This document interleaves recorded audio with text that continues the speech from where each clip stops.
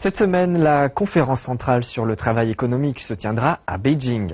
La session annuelle donnera la tonalité du développement économique pour les 12 mois à venir. L'une des questions qu'elle abordera est le cercle vicieux dans la région du pays la moins performante, à savoir le Nord-Est, qu'une grande partie des jeunes talents quittent parce que les opportunités y sont rares.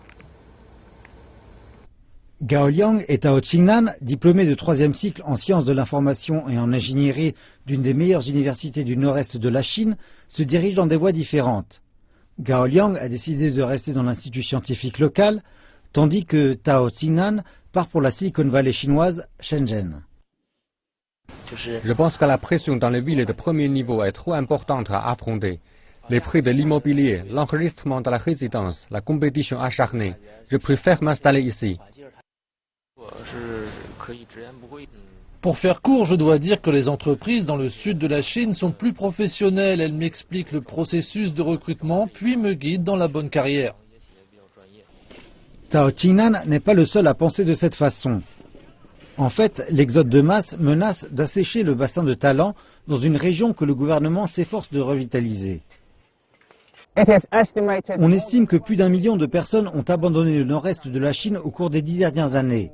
La plupart d'entre elles sont des gens bien éduqués qui perçoivent de gros salaires et cherchent de meilleurs emplois et modes de vie ailleurs. Cette fuite des cerveaux est régie par les règles du marché et non à cause d'une défaillance dans la rétention des talents. Pour comprendre la gravité du problème, j'ai parlé à la direction de l'une des principales firmes de haute technologie. C'est une industrie qui s'appuie lourdement sur les jeunes talents pour survivre et se développer. Mais la direction explique la difficulté qu'il y a à recruter le genre de travailleurs dont elle a besoin. Suite à nos récentes campagnes de recrutement sur les campus, nous avons reçu de nombreux CV, mais personne ne s'est présenté aux entretiens. Nous avons réalisé plus tard que les candidats étaient inquiets du manque d'effet de grappe, alors que l'industrie de haute technologie dans la région ne représente qu'une petite portion de la nation dans son ensemble.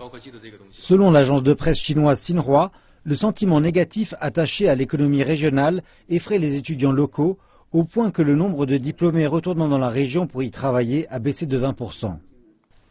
Si nous recrutions pour une position senior en particulier, nous devrions offrir de 2 à 3 fois le salaire que nos compétiteurs paient dans le sud de la Chine.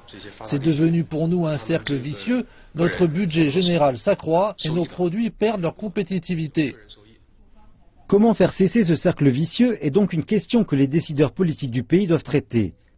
Les derniers efforts du sommet à la base pour réformer les entreprises d'État inefficaces et se diriger vers une économie davantage basée sur les services peuvent réussir sur le long terme. Mais pour le moment, les jeunes gens continuent de voter avec leurs pieds.